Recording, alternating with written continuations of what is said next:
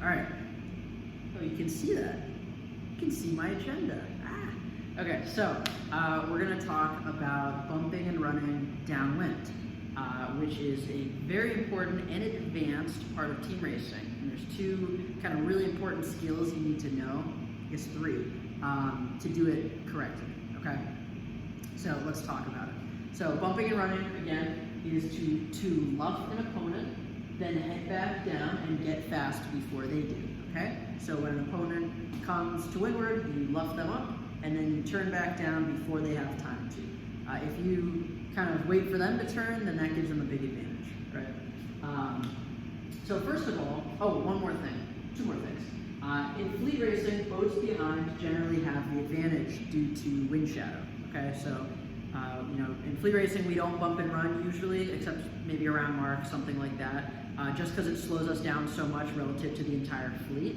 But in team racing, we don't have a big fleet to worry about, so it's more practical, okay? But generally, when you're going downwind in a fleet race and you have boats behind you, they generally get the new wind first, and they have wind shadows to throw at you, which neither of those are helpful. One note, when I say to luff an opponent, that means luff verb, to head them up. Luff means to head someone up, not the luff of a sail, like a part of a sail, or to luff the other verb, which means to release your sail, right? To luff an opponent means to head them up, okay? Emphasize the run, and we'll get into why bumping too hard and going for a kill shot can be very dangerous later on, okay? So let's talk about speed control, number one. So speed controlling and slowing yourself down is the same upwind, downwind, and on a reach, right? So number one, we should know this by now, crank main, luff jib, and sculpt. We want to get the boat like dead stop, because if there's a boat behind, especially with a gap, we need them to catch up, right? So the last thing is centerboard down. If you don't have your centerboard down, okay, you're pretty tippy, right? So we want our boat behind to catch up. So now we're going to talk about the bump. So same thing as on the reach, we want to be dead ahead, and then on a broad reach, not dead downwind, dead ahead on port, okay? And this will be pretty important soon. So dead ahead, you want to be on port drive on a broad reach. As the kind of boat behind is about to overtake us, we need to ease the main and trim the jib, and you can even do like a little roll to get the boat moving again, but you have to re-accelerate as the boat gets to us and anticipate, okay? Same thing as the reach. If we're just sitting there, we're dead slow, and they come over to us with full speed, especially like heavy air, they're just gonna blow right past us, okay? So we're on port drive, we're dead ahead. Now what happens? Okay, they go high, right? So this is scenario one, they go high. Well, we re-ease our sails to accelerate, right? And we luff them up, we bump them. This is called the bump, okay? Now they will eventually outturn us, right? If they're experienced, they'll turn very quickly and break this overlap.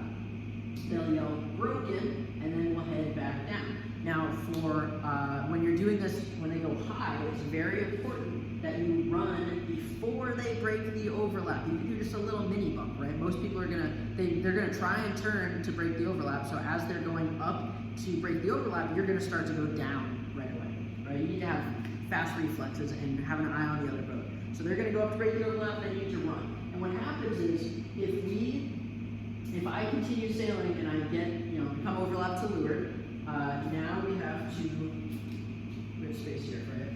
So now we have to sail our proper course, so we're restricted, right? So we need to head down. So we'll head down.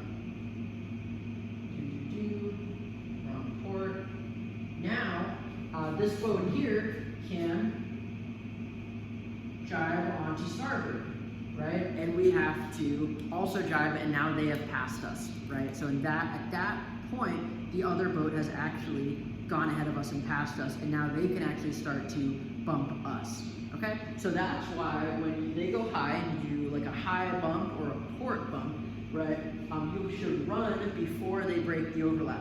The one thing you do not want is for you to sail into that leeward overlap and then have to head down at the same time. So the same way they're trying to outturn you to go up, you need to, when you're running, it is about outturning the opponent to go down, right? A lot of this is turning faster than the opponent, okay? Now what if they go low? What if they try and go to leeward? Well, we use our sails to re-accelerate, right? They come to leeward and establish the overlap. Now they are restricted. They do not have luffing rights. So they have to sail wing on wing or straight to the next mark. At that point, we throw our boom over onto starboard. They have to respond by throwing their boom over onto starboard, and then we head up, right? And we luff them up. We need to give the opponent time to jibe and time to avoid us. And almost guide them through it. So you say, I'm jibing onto starboard. You need to jibe, right? So like jibe now. They jibe. You say, now I'm heading up, right? And that's important because if you just throw your boom over and hit them, that is a foul on you because you did not keep clear. Okay? So you need to give them the room and the time to basically maneuver around. Okay? Okay. So two important things: practice stopping downwind, and then practice something like a dial. It's a different term than match racing. So these are, I would call them dial-ups, right? And that basically means from straight down, try and turn up as fast as you can. So that means easing your jib, trimming your main in really fast, and pushing your tiller, and hiking the whole time. You have to, key tip is to hike, okay? Because the boat's gonna heel the leeward a lot when you're heading up, and we don't really want it to heel its leeward uncontrollably, okay? So practice stopping down, practice dial-ups before we even do anything with another boat. Then we'll talk about the run. So the run is about out-turning the other boats because it can put you clear ahead. So if you turn down faster than the boat in front of you, you become clear ahead. And now when they overlap you again, you're not restricted. So you can bump them again, right?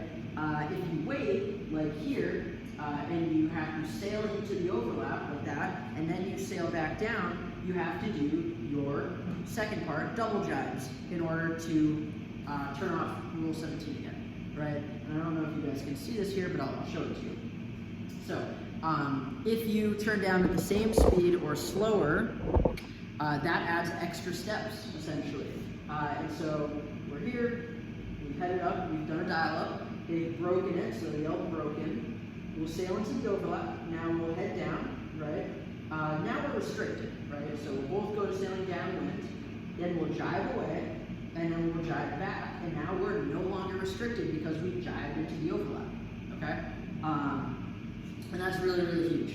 But if we can just outturn the opponent, and we don't go for the kill shot, we go for a bunch of little bumps, then we can actually skip this step of double jibing altogether, right? But if you really need to give a strong, solid bump to an opponent, then you turn down at the same time as them, and then you double jibe. So let's think of some of the dangers about the run, right? Hopefully you can see this. Dangers, because I just thought about this, right? When you go, so one slow double jibe. So when you go for your double jibe, if you do a slow double jibe, so both on starboard, we need to get our rights back, our luffing rights, so we jibe away. Now, if you do a slow double jibe, that first jibe is slow, they can jibe too, and now they're bumping you, right? So that's a danger. The other one is, this is with the low, and this is when we talk about downwind pushing, we'll get into this a little bit. When they try and pass you to leeward, danger number 2 is called throwing a knife, okay? So we'll call knife throw. So if you have a knife and you're holding it, and you have an opponent over there, and you throw the knife at them, there's a chance that it hits them. There's also a chance that it misses them, and now they have the knife, and that's basically what happens here. So if we go for low, they go low. So we'll show here. So boat goes low.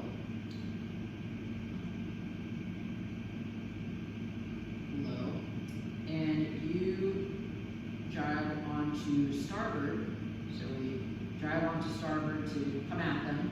They jibe onto port, or sorry, they head up, right? They take your stern, and then they, kind of quickly bear away. And now you guys basically traded places. You've thrown the knife, and now red controlled if passive, right?